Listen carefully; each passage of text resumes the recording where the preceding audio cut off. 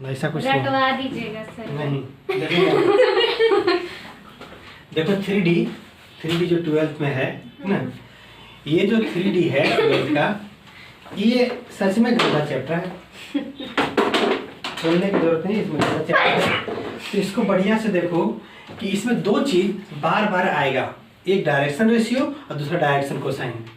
ठीक है, तो डायरेक्शन रेशियो डायरेक्शन कोसाइन को एक बार बढ़िया से देख लो कि क्या होता है डायरेक्शन रेशियो और डायरेक्शन कोसाइन, फिर उसका अप्लाई कर करके हम लोग जो है आगे बढ़ेंगे, है ना। तो पहला चैप्टर हम लोग स्टार्ट कर रहे हैं, क्या बताओ, स्ट्रेट लाइन, है ना। तो उसमें जो पहले आने वाला है उसको पहले क्लियर कर लेते हैं। तो पहला है, फर्स्ट जो आने वाला है उसको है डायरेक्शन रेशियो। डायरेक्शन रेशियो क्या होता है और कैसे बनता है उसको ध्यान से देखो। डायरेक्शन रेशियो को हम लोग ऐसे लिखेंगे, है ना, डिनोट करेंगे इसको हम लोग ए बी और सी से, ए बी और सी से डिनोट करेंगे। तो इसको डायरेक्शन रेशियो को ठीक से देखो, डायरेक्शन रेशियो को निकालने का प्रोसेस क्या क्या होता है ना। दो प्रोसेस है इसका ना। पहला प्रोसेस देखो, अगर कोई लाइन तुम्हारे पास दिया हुआ है, कोई भी लाइन तुम्हारे पास दिया हुआ है और इस लाइन का डायरेक्शन रेशियो पता है तुम्हारे पास, डायरेक्शन रेशियो नहीं, इस लाइन का वेक्टर पता है, क्या बोले तो वेक्टर मान लो पता है, इस तरह से A I cap plus B J cap plus C K cap ऐसा लिखा हुआ है। तो आगे जो आई के साथ आगे नंबर है, जे के साथ आगे नंबर है, के साथ आगे जो नंबर है वही डायरेक्शन रेशियो है। डायरेक्शन रेशियो क्या हो गया यहाँ पे बताओ, ए बी और सी। एग्जाम्पल देखो ना, अगर कोई लाइन है मेरे पास और इस लाइन का वेक्टर दिया हुआ है 3i cap minus 5j cap plus 4k cap, ठीक है। तो इस लाइन का डायरेक्शन रेशियो क्या होगा, इस लाइन का डायरेक्शन रेशियो होगा, रेशियो कितना होगा तो 3 माइनस 5 और 4। कोई दिक्कत यहाँ तक नहीं है। मतलब कि कोई भी लाइन का वेक्टर दिया चाहिए, किसका बोलो तो लाइन का, है ना। अगर मान लो पॉइंट का वेक्टर दिया हुआ तो नहीं निकलेगा डायरेक्शन रेशियो, ठीक ना। ठीक, दूसरा प्रोसेस, सेकंड प्रोसेस देखो, अगर मान लो कोई दो पॉइंट दिया हुआ है, एक पॉइंट दिया हमारे पास x1 फिर y1 और क्या बोलो तो z1, फिर हम लोग के पास x2 y2 और z2, है ना। a और b है हम लोग के पास, है ना, ठीक है। तो ए बी अगर लिखा हुआ है, ए का पॉइंट दिया हुआ है, बी का पॉइंट दिया हुआ है, तो इसका डायरेक्शन रेशियो कैसे निकलेगा बताओ, डायरेक्शन रेशियो कैसे निकलेगा, x2 माइनस x1 फिर क्या निकल बताओ y2 माइनस y1 फिर क्या निकल z2 माइनस z1। ये a हो गया, क्या होगा तो b और इसे क्या बोलोगे तो c। अगर दो पॉइंट दिया हुआ है डायरेक्शन रेशियो कैसे निकलेगा बताओ, दोनों पॉइंट को माइनस कर करके, अगर हम x को माइनस करेंगे तो a निकल जाएगा, y को माइनस करेंगे तो b निकल जाएगा, z को माइनस करेंगे तो c निकलेगा। डायरेक्शन रेशियो क्या होता है बताओ, ABC होता है। तो दो प्रोसेस समझ में आया डायरेक्शन रेशियो निकालने का। अब ये बताओ, यहाँ पे जो लाइन का वेक्टर मिला हुआ है, बना हुआ है, बढ़िया से समझना है इसको। जो लाइन का वेक्टर बना हुआ है, अगर वो वेक्टर है तो आई जे के तो रहेगा ही, तो आई जे के रहेगा। ये बताओ लाइन का जो वेक्टर होता है क्या चीज से, यहाँ पे जो देख रहे हैं हम लोग, लाइन का वेक्टर जो बना होता है वो क्या चीज से मिलके बनता है, क्या चीज से मिलके लाइन का वेक्टर बन जाता है। तो बोलोगे एक डायरेक्शन रेशियो से मिलके बना हुआ है, ए बी सी क्या है बताओ, डायरेक्शन रेशियो है। इसलिए बोल सकते हैं कि जो लाइन का वेक्टर होता है वो डायरेक्शन रेशियो से मिलके बनता है। अगर तुम्हारे पास लाइन डायरेक्शन रेशियो दिया हुआ, डायरेक्शन रेशियो दिया हुआ है, उसके साथ तुम आई जे के लिख करके कोई वेक्टर बनाओगे तो क्या चीज का वेक्टर बनेगा, लाइन का वेक्टर बनेगा, है कि नहीं, लाइन का वेक्टर बनेगा ना। तो इसी तरह से मतलब लाइन का वेक्टर जो बनता है वो हम लोग को किससे मिलकर बनता है, डायरेक्शन रेशियो से।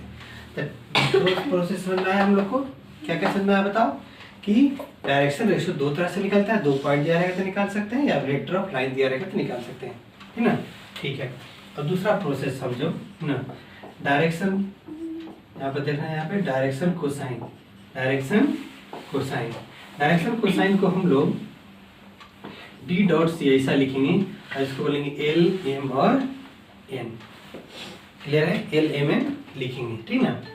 इसको ठीक से समझो, डायरेक्शन कोसाइन को एलिमेंट से बोलते हैं और किस तरह से मिलकर बनता है, ध्यान से समझो इसको, ठीक ना। बिल्कुल नहीं लिखो, कुछ भी नहीं लिखो, सिर्फ बोर्ड पे देखो, ठीक ना, क्योंकि ये चीज़ ऐसा है जिसको तुमको समझना होगा, क्योंकि क्वेश्चन में सब कुछ तुमको था ना, कोई क्वेश्चन लिखा हुआ है हम एक तरफ से पकड़े आंसर लिख दिया, ऐसा नहीं होगा। वहाँ पर थिंक करके तुमको अपने आप डिराइव करना है, इसमें ये चीज़ है, इसमें ये चीज़ है, और लिख दो आंसर हो गया। ठीक है, हर एक क्वेश्चन 4 से 5 लाइन में बनेगा, बस उसको तुमको जानना पड़ेगा। लेकिन ठीक है, तो डायरेक्शन कोसाइन क्या होता है इसको समझो। अगर मान लो कि तुम्हारे पास डायरेक्शन रेशियो है, direction ratio A B C तुमको पता है ना, तो एल कैसे निकालोगे? जो डायरेक्शन कोसाइन में एल है कैसे निकालोगे? कैसे निकालोगे? A by root A square plus B square plus C square. M कैसे निकालोगे? पूरा में ना बी बाई हाँ root A square plus B square plus C square. N कैसे निकालोगे? C by root A square plus B square plus C square. समझ में आया बात? क्या अगर डायरेक्शन हाँ मतलब में ए स्क्वायर बी स्क्वायर सी स्क्वायर के ऊपर है पूरा। अच्छा, उसमें उस वाले में अगर 3 पॉइंट रहेगा तो 3 पॉइंट नहीं, 2 पॉइंट दिया रहेगा तो ही निकलेगा। 3 पॉइंट दिया रहेगा तो कोई 2 पॉइंट मान लेंगे हमसे। ठीक है, बस 2 ही मानना होगा। 2 से तुमको डायरेक्शन रेशियो निकल जाएगा। इसमें 50 पॉइंट दिया हुआ है या 1000 पॉइंट दिया, उससे तो कोई सबका 2 डायरेक्शन पॉइंट रेशियो एक ही होगा। ठीक है ना? ठीक है, तो कोई 2 पॉइंट से डायरेक्शन रेशियो तुम निकाल सकते हो। ठीक है, तो यहाँ पे देखो एलिमेंट निकल गया हम लोग का, है ना? एलिमेंट निकल गया, तो उसके आगे समझो।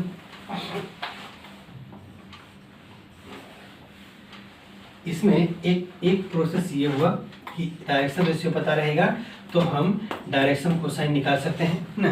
दूसरा बी नंबर मान लो, ठीक है, कि मान लेते हैं कि इफ अ लाइन मेक या इंक्लाइंड लिख देंगे, inclined angle alpha beta gamma to the x axis y axis z axis respectively. बात क्या बोले कि कोई भी लाइन एक्स एक्सिस के साथ अल्फा बनाता है, वाई एक्सिस के साथ बीटा बनाता है, जेड एक्सिस के साथ गामा एंगल बनाता है ना, तो डायरेक्शन कोसाइन क्या होगा? ठीक है ना, डायरेक्शन कोसाइन देन देखो then direction cosine l equal to cos alpha. M equal to क्या होगा बोले तो cos beta. N equal to क्या होगा बोले तो कॉस गामा। नया बात क्या लिखे? अल्फा बीटा गामा अगर 3 चीज लिखा हुआ है तो कॉस अल्फा से एल निकलेगा, कॉस बीटा से एम निकलेगा, एन किससे निकलेगा बोले तो कॉस गामा से निकलेगा।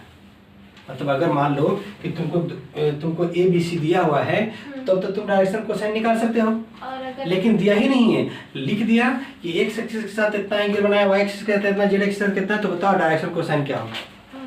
तो कॉस ही लेंगे, कॉस ही लेंगे, कॉस से कोसाइन निकलेगा, कॉस अल्फा लेंगे, कॉस बीटा। तो उसका तो वैल्यू दिया रहेगा, अल्फा बीटा दिया रहेगा, एंगल दिया रहेगा ना।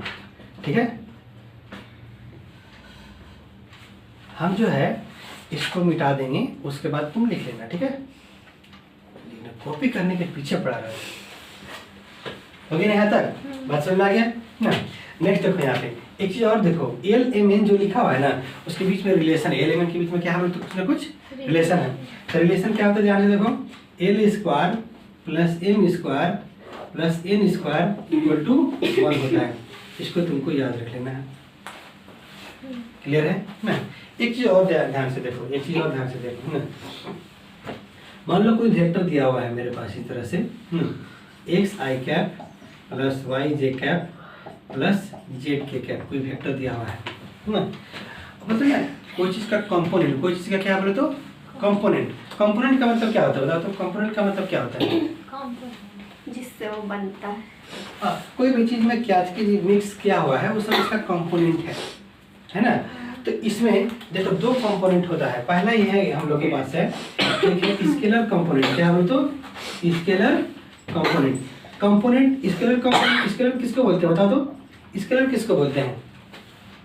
नंबर को, कोई ना कोई जो भी नंबर रहता है सब स्केलर है ना। तो इसके साथ नंबर क्या है? एक्स वाई जेड है ना। एक्स है मेरे पास, वाई है मेरे पास, जेड, मतलब आई जे के साथ जो नंबर रहेगा वही मेरे पास कंपोनेंट होगा, स्केलर कंपोनेंट। ये सब डायरेक्शन कोसाइन के पार्ट में है।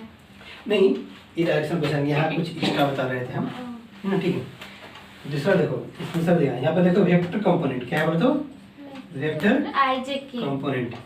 आई वेक्टर कंपोनेंट ध्यान से देखो, वेक्टर कंपोनेंट आई जे के तो आई है वेक्टर, अच्छा कंपोनेंट में मतलब वेक्टर के साथ बता देंगे तो है ना। जैसे मान लो एक्स आई कैप क्या लिखे हमने तो, पूरा लिखना। हाँ एक्स आई कैप ये एक कंपोनेंट है, वाई जे कैप दूसरा कंपोनेंट है, जेड के कैप दूसरा कंपोनेंट, वेक्टर का फॉर्म है ना।